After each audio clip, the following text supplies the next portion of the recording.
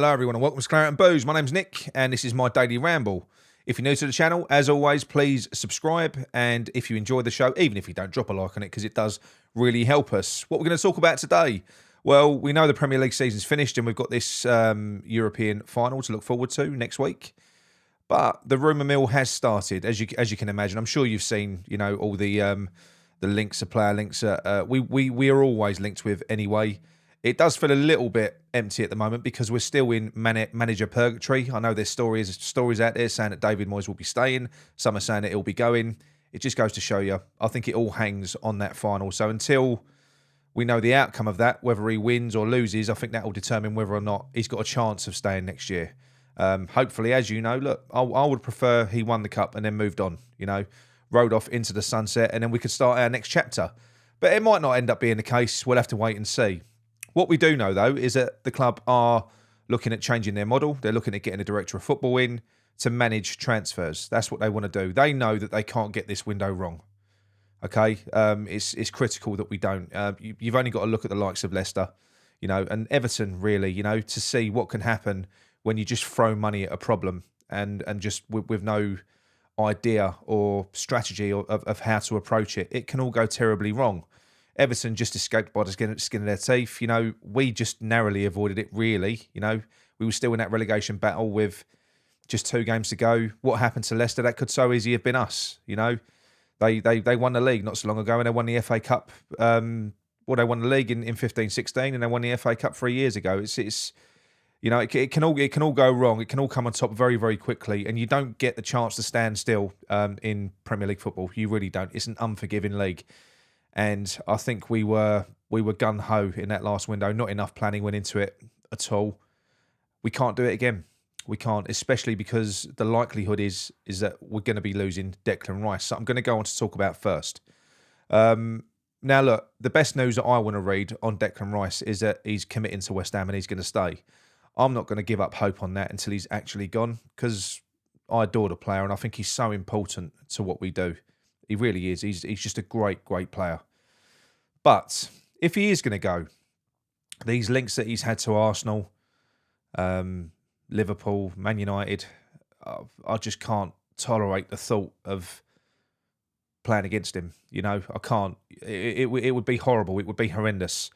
So I was half happy when I read the story building on the link to Bayern Munich last night. So Sky Sports Germany, they've really gone and put a lot of meat on the bone on this, and they're saying that Bayern have actually issued a £95 bid. They've submitted a bid of 95 million, which eclipses that bid of which Arsenal have already offered. Which is late 60s, 70 million, something like that, with a couple of players that we probably don't want. And yeah, 95 million, and they've said that Thomas Tuchel has been in talks with the Declan Rice camp, and the thinking is that Declan Rice would be open to a move. We all saw the cheeky little TikTok from Declan Rice where he said "Guten Morgen."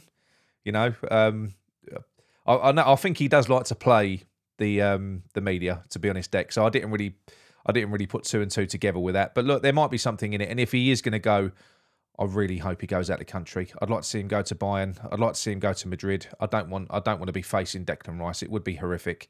And then you've got every chance, right, in 4 years, 5 years' time, if West Ham do progress, bearing in mind he's only 24, 25, if in 4 years, 5 years' time we build on what we've done and we don't continue going downhill and we end up at an established top 4 team, look, there's every chance that if he does want to come back to the Premier League, we could be in with a chance of getting Dec when he's 28, 29, Who knows? New owners, so it would seem like a fantasy at the moment, but look at Newcastle. It can happen in the blink of an eye. Who knows what's going to happen? But if he does go, this link to Bayern Munich, yes, please, all day long, ship him out the country. As I've said before, put David Moyes in your hand luggage, Dec, take him with you, leave his passport at home. But yeah, so that for me, and it goes to show you that there is going to be a bidding war. If somebody's already gone to 95 million, Bayern Munich won't be the last team to put a bid in. They won't. You're going to have Man City. You're going to be looking. I know they've got Rodri, but Declan Rice is the best, right? He is the best. So the best clubs are going to want the best players. He is the best in that position. I firmly believe it. I know we've had certain people that have come out on Man United fan channels saying, they've compared him to Harry Maguire. Oh, Declan Rice shines in a team, with their backs to the wall. Same with England, they're not a progressive team. They don't play on the front foot. Declan Rice can do it all. He'd get better. If he played in a better team, he'd get better. He's not Harry Maguire, so don't be insulting. He'll be fine. But yeah, hopefully he doesn't break our hearts and go to Arsenal, because that would be horrible. As much as I love Declan Rice, I'd have to stop following his career at that point. I would. Whereas if he goes abroad to Bayern Munich, I probably would. It'd probably be the first time I'll follow a West Ham player and follow his career, providing he's not competing against us. Unless it's in the Champions League one year. Who knows? But yeah, so that's the Declan Rice story anyway. And it's more than a rumour now. Like I say, Sky Sports Germany have got hold of it. There's no smoke without fire. This is going to run and run. I don't think Arsenal are going to be in it. They're not. They haven't got that level of money, and they haven't got the level of pull compared to the other teams that are competing for his signature. So sorry, Arsenal, you can't have him. It ain't going to happen. Right, the other one is players that we're linked with. I loathe to report on this at the moment because, like I say, we're still in manager purgatory. I don't see how we can really make any decisions on players until the next manager comes in, even if a director of football is going to be taking over the running of transfer dealings, ins and outs. You would still imagine that the manager is going to play a key part in the type of players that you bring in. Unless they've already got a deal sorted out, I don't know. But we're heavily linked again. Now, look, when we're linked with the likes of Harvey Barnes, that's great. I think he would be a wonderful addition to West Ham, and he's a top level player. He's every bit as good as Jared Bowen on the right wing. He'd be a fantastic addition. He would almost complete that left side, although we could do with a left back as well. I like Emerson, but I think playing the system that we play, we could do with a proper left back. I think Emerson's a good squad player. He can do a job when he comes on, but I don't see him being a first teamer. I really don't. So that left side really needs some attention. And as I say, Harvey Barnes would be amazing. We've also been linked with Jack Harrison of Leeds, who I think is probably their best player. Or one of their best players. He's superb. He's a really good player. I wouldn't quite put him in the bracket of Harvey Barnes, if I'm honest, but I wouldn't be displeased if we got him. He's 26. He's contracted until 2028, so we wouldn't get him for peanuts. You'd probably be looking at around about 30 million for Jack Harrison, but he's a good player. Would you rather have him than Cornet? I probably would.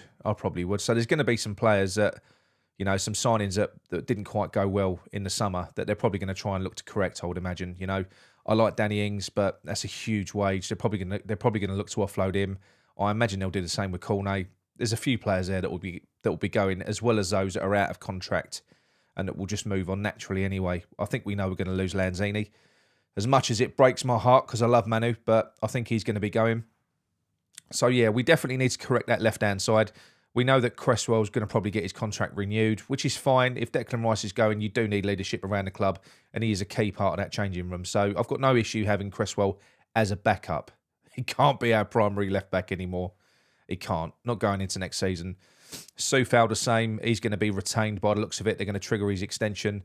And so Ogbonna, they're pondering as to whether or not they're going to keep Ogbonna here. Ogbonna's already come out and said that he would like to retire at West Ham.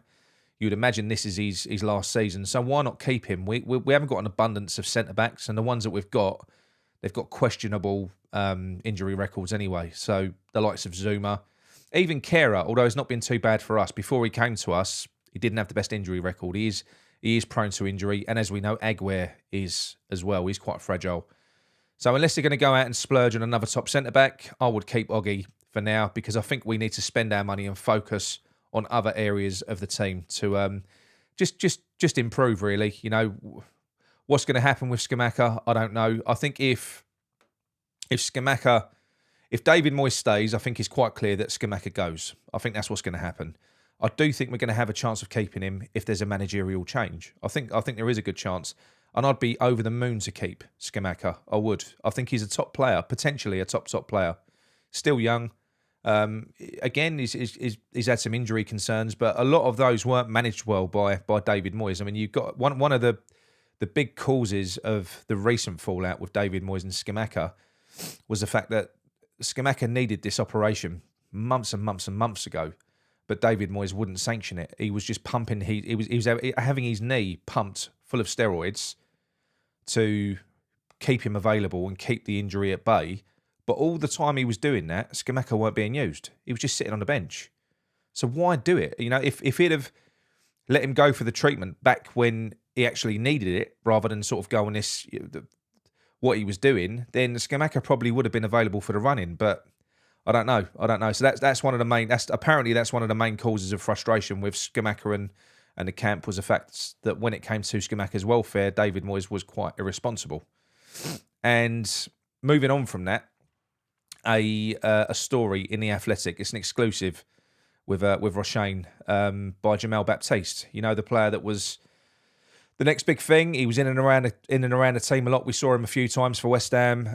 He was present in the first team squad a lot, you know, and then all of a sudden he disappeared.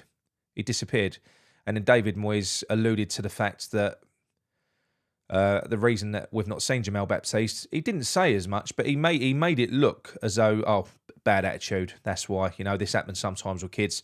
That's kind of the tone that he set. And off the back of that, Jamal Baptiste got a load of crap from West Ham social media because we thought, oh, he's just another spoiled kid. You know, he's lazy. He's going the same way as Reece Oxford. That was kind of the tone that David Moyes set. Well, apparently what's happened with Jamal Baptiste is he's got a bit of a condition that went undiagnosed until he went to Sullivan. So basically, he said he felt like he was running with sandbags on his legs. He was falling asleep in training and stuff like that. He was not right. He weren't well, and he was going to David Moyes and the coaching staff, and he was asking for help. He said, "I don't feel right. Something's not right." And they just dismissed it. And they dismissed it as him being lazy, having a bad attitude, blah, blah, blah, blah, blah. Well, what he did was he went to Sullivan, spoke to Sullivan, and Sullivan sent him to use his personal doctor, and then he got diagnosed. He got diagnosed with, I can't remember what the condition is now. You'll have to read the article. But yeah, so he there was a reason for it, you know. So credit to Sullivan. And again, another it just highlights the mismanagement of the youth academy, and that's another big reason why a lot of people want change with David Moyes, because it is a concern. We've got this group of under 18s coming through. David Moyes has not got a good track record of bringing young players through, nurturing them. I don't think he really has any interest in them unless they're a finished article, you know. And even then, if he's got his favourites in place, it's going to be very difficult for anyone to break in any sort of meaningful capacity apart from dead rubber games. And I don't know. I just think it's a bit of a shocking story. Okay, and now look, you can look at it. You can say, oh, well, look, it's probably not all David Moyes' fault. He's got his coaching staff and everything else. You know, it might not even be David Moyes. They might have gone to, I don't know, Kevin Nolan, and Nolan might have come to that conclusion. Oh, he's just lazy, and then he's got in David Moyes' ear. But what you have to understand is David Moyes has recruited this team around him, and he's put the structure in place. And if I'm David Moyes and I've got a youth player who's not just a player when you're at a football club, they're an asset who has basically gone above me and gone to the chairman for a diagnosis, for medical help, then that for me, that would look like a serious failure, And and it is. It's just one of many. And it's another reason why that he just can't be here. There's no longevity in David Moyes. There's not. He doesn't think with a long-term vision. He doesn't. So yeah, look, I'm not going to carry on bashing him for the rest of this video. I'm done now. But that was a shocking read. It was. You know, he's had a real rough ride, Baptiste, and it wasn't helped by our mate Moisey. So credit to David Sullivan on that one. You know, when your heart isn't as big as David Sullivan's, you know there's a problem. A problem. Do you know what I mean? It's a bit of a shocking story. So we have offered Jamal Baptiste a new contract on reduced terms, but he's turned it down. He's going to move on. So best of luck to him. I don't blame him for moving on. Best of luck to him for the rest of his career. Right, that's it from me. A quick snapshot of the of the news and rumours for today, and we'll be back later in the week as and when things do break. All right then, come on, you irons.